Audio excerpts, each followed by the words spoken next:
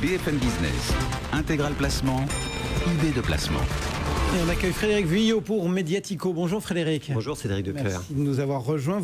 Novetic vient de publier les chiffres de l'ISR en France pour 2015. Quel est le constat? Ça progresse? Alors oui, ça progresse bien. Vous savez que Novetic a annoncé récemment qu'ils arrêtaient le label ISR, donc, parce qu'il y a un label public maintenant sur l'investissement socialement responsable, mais ils poursuivent leur activité de centre de recherche et de sites d'information autour de l'investissement responsable, et ils publient désormais leurs chiffres conjointement avec le FIR, le Forum pour l'investissement responsable. Alors cette année, ils ont interrogé 55 sociétés de gestion, une dizaine d'investisseurs institutionnels, et on arrive à quasiment 750 milliards d'euros d'investissement responsable en France. Ça fait une progression de quasiment 30% sur l'année dernière, sachant que l'année d'avant, on avait déjà progressé de 25%. Donc ça veut dire finalement que la croissance, elle est constante, malgré des conditions de marché qui vont pas bien. Elle est constante même, elle s'accélère un petit peu, cette croissance-là.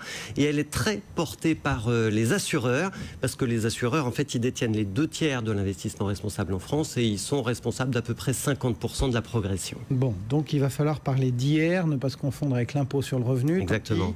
En lieu et place de l'ISR, qu'est-ce qu'il y a dans ces 750 milliards d'euros d'IR? Alors, d'investissement responsable, donc le FIR et Novetic distinguent en fait 3 niveaux d'impact sur les investissements responsables. Donc, prenons l'image d'une pyramide. Vous prenez le premier étage, c'est la base de la pyramide. C'est le premier niveau, c'est le niveau de l'impact limité. Ça représente 550 milliards d'encours, donc c'est quand même à peu près les 3/4 de la masse globale. Et sur cette partie-là, sur ce premier niveau, les gérants appliquent des critères environnementaux, sociaux, de gouvernance, les critères ESG, pour repérer leur sélection de valeurs et les mettre dans leurs fonds. Et avec cette méthode-là, ils écartent à peu près moins de 25% des titres de leur univers d'investissement. D'accord. Vous avez ensuite le deuxième étage de la pyramide, c'est le niveau de l'investissement responsable à impact significatif. Là, ça représente à peu près 150 milliards d'euros d'encours. Les gérants écartent avec cette méthode-là 25 à 50% de l'univers d'investissement, avec une stratégie best in class pour sortir finalement les mauvais élèves. On ne garde que les meilleurs élèves de la classe sur cette catégorie-là. Et la crème de la crème? Et puis, alors la crème de la crème, c'est la pointe de la pyramide. Là, on est sur le niveau d'investissement responsable à impact très sélectif. 50 milliards d'euros d'encours, c'est en fait ce que Novetic appelle l'ISR de conviction. De conviction, pourquoi? Parce que les fonds thématiques et l'approche best in class permettent d'écarter plus de 50% des titres dans l'univers du portefeuille. Donc on voit que ce troisième niveau de la pyramide, c'est l'ISR le plus exigeant. Il pèse à peine 7% des encours de l'investissement responsable au total, mais il est quand même pratiqué par 29 acteurs de conviction, et ça représente la moitié des acteurs de la place.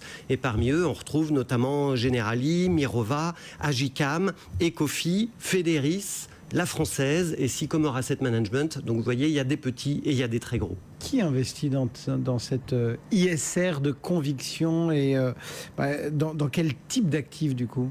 Alors les actifs pour l'ISR de conviction, c'est 50% d'obligations, 33% d'actions, et puis le reste, c'est des monétaires et un tout petit peu d'immobilier durable. Et pour les investisseurs de conviction, ce sont à 77% des institutionnels qui généralement travaillent sous forme de gestion déléguée. Et puis on a aussi 23% donc d'investisseurs particuliers. Et ces particuliers, ils ont placé 12 milliards d'euros en investissement socialement responsable de conviction. Alors pour moitié au travers d'instruments de gestion collective, des fonds de commun de placement, et pour l'autre moitié, c'est grâce à l'épargne salariale. Ouais. Il faut savoir que les Français... Ça fait beaucoup pour monsieur tout le monde. Il y a 6 milliards d'euros d'épargne salariale investie en ISR. Et quand on sait, d'après les chiffres de l'AFG, l'Association française de gestion, que l'épargne salariale, c'est 22 milliards d'euros en France, ça veut dire qu'en fait, on a 25% de l'épargne salariale qui est investie sur l'ISR. Il y a le petit côté... le plus exigeant. Il y a l'obligation de présenter des fonds ISR. Mais heureusement, en fait, la législation a permis effectivement... Ça permet obligé de présenter dans le choix qui est ouvert aux épargnants salariés d'entreprise. Ils ont la possibilité de choisir des fonds d'épargne salariale. Des fonds d'épargne salariale ISR. Et en l'occurrence, on s'aperçoit qu'ils y vont. Et donc, la législation, effectivement, joue son rôle. Est-ce qu'en dehors de justement ce cadre très précis, est-ce qu'il y a des signes qui vous font dire que cette idée d'ISR d'hier maintenant progresse. Et même de finances responsables, oui, c'est vrai. Et la COP21 a joué beaucoup, le grand sommet mondial de l'ONU sur le climat au mois de décembre. Elle a fait beaucoup sur le climat, sur la transition énergétique. Il faut savoir que les encours verts et les encours bas carbone en 2014, c'était 4 milliards d'euros en France. Fin 2015, c'était 20 milliards d'euros. Donc on a fait multiplier par 5. Alors évidemment, il reste du chemin à parcourir parce qu'aujourd'hui encore, on n'a qu'un quart des investisseurs qui se fixent des objectifs de décarbonation. Mais là, on voit qu'il y a déjà quelque chose qui se passe dans la finance verte, au fond. Mais la finance responsable, elle va au-delà de l'ISR de conviction et de la finance verte. On avait la semaine dernière le cabinet de conseil Axilia qui organisait les ateliers de la finance responsable. Et on a parlé de l'empreinte environnementale de la finance participative, c'est-à-dire du crowdfunding.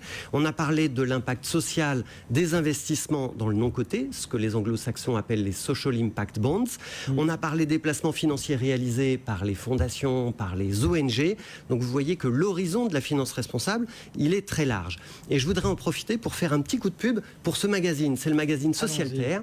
Bah oui, alors il présente il publie un hors-série sur la finance responsable et innovante. Alors on parle dedans de banque éthique, on parle d'épargne solidaire, d'inclusion bancaire, on parle de fintech et de blockchain.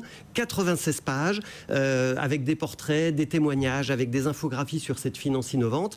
Et ce hors-série de Socialterre, eh bien, il est disponible en kiosque pour moins de 9 euros. Bon, voilà. Donc moi, je recommande qu'on l'achète parce qu'il y a plein de choses à découvrir dedans. Bon, voilà pour la petite promo. Quelques conseils de placement pour finir. Il nous reste 40 secondes. Alors, je voudrais signaler d'abord que BNP Paribas lance une nouvelle gamme de fonds qui est axée sur le concept de dividende responsable. Donc, il va falloir suivre précisément ce que ça veut dire. Donc, le concept, c'est un fort dividende parmi les entreprises qui respectent les critères ESG.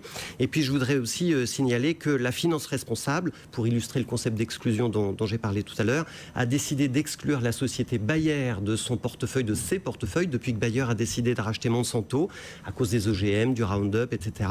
Et si vous regardez le fonds LFR Action Solidaire, sa performance, elle n'est pas très bonne depuis janvier, moins 2,4%. Mais par contre, depuis l'année dernière, elle avait fait plus 13%.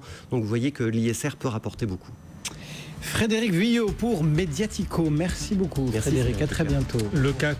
Point sur la finance responsable. En effet, on se retrouve régulièrement, Frédéric, alors que le CAC 40 gagne 0,18%. 4349 points en ce moment, la bourse de Paris. On temporise après avoir gagné quand même plus de 5% en quelques jours à peine.